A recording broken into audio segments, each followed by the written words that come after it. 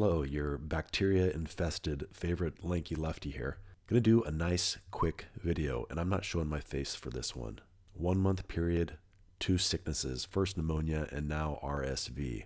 And if you've ever seen a deep sea fish that's been pulled up to the surface too fast, that's what I look like. Now this is a person who is using my services at AXG Sleep Diagnostics, doing a follow-up. They've changed to bilevel, so we're trying to get them titrated appropriately. They've just started taping their mouth as well. And this is what I like to call the tape fail. So you can see how they're awake during this period. Sleep, everything's good. And then tape busts loose and it looks pretty crappy for the rest of the night. This is the tape fail. What is this? Well, if we look up here, we can see what the settings are. We have IPAP of 11. We have pressure support of 4, meaning every time they exhale, it's dropping down to 7. You can see that right here, EPAP. They also have humidity level 4. Okay, what does humidity have to do with anything? That has to do with the tape fail. So what often happens with people, this is very common, when you're getting them titrated appropriately, you have two forces that we're trying to fix. One being leak, the other being the correct pressure. Now, this is good. We're keeping the leak at bay, but they're still not quite on the right pressure up here. So this sleep right here is actually really pretty solid. All of a sudden right here, REM starts. And REM is a tough one. Your jaw is going to relax more, so higher likelihood of mouth leaking. Now they're taping. It's doing a pretty decent job of keeping closed, except right here we have a tape breach, and that's why I brought up the humidity level of 4. Humidity of 4, the more moisture you have in the upper airway, the more is going to get on the back of the tape. It eventually loosens it, and then you get this big purge.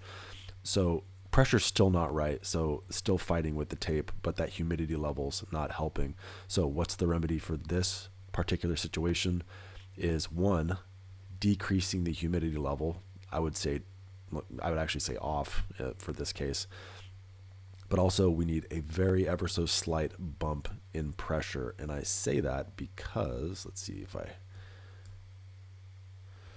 this is all REM. So like right here, we have 2 pretty good instances of REM sleep. Let's wait for this to poof out. Slow decrease in airflow with a pop. Slow decrease in airflow with a pop. So those are a couple pretty clear hypopnea events in REM. That's going to cause arousals. It's going to cause CPAP to not be as effective as you want it to be. It's going to cause the tape to peel off and diminish the effectiveness of the rest of the night. And you can see, because you're allowing those little things to occur here, it eventually results in a breach of tape. Rest of the night's complete crap, and you have an unhappy camper.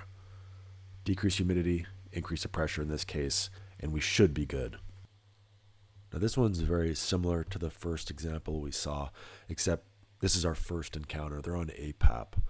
So same thing. If you look down, we have humidity level set to 4. We have no leaking prior to that. But if you look up in the breathing, you can see that there's a lot of chunky choppiness. That's usually a really good indication of inappropriate pressure, but once it fails, the rest of the night is just gone. Hopefully you enjoyed this quick video from Jason the Deep Sea Puffer. Now, you know what you can also enjoy is taking 30% off this winter flash sale using code 30flash at cpapsupplies.com. Yeah, they sponsor me even when I'm sick. So you can use this thing today, because I'm going to upload this like right now, because nothing makes me feel better than doing a real short video and having people actually be able to use a code right now. So if you're buying masks, accessories, whatever, you can get yourself 30% off. Just make sure you use my link in the description box down below. That way I get credit and they say, wow, that Jason's a baller. I love that guy. And if you would like to have a PAP therapy analysis session with me when I actually finally get better, or you want a sleep study, come on here, check out all the stuff that I have, all these sleep consultations. That's right, I can take a look at your stuff too. That sounded dirty, but it's not. Check out AXG Sleep Diagnostics. Thanks for watching, and I'm going to actually beg for a like and subscribe on this one, because this one was just marvelous. And I'd like to take this time to mention my newest Patreon supporter, Shannon Kerr. Shannon Kerr, thanks, buddy.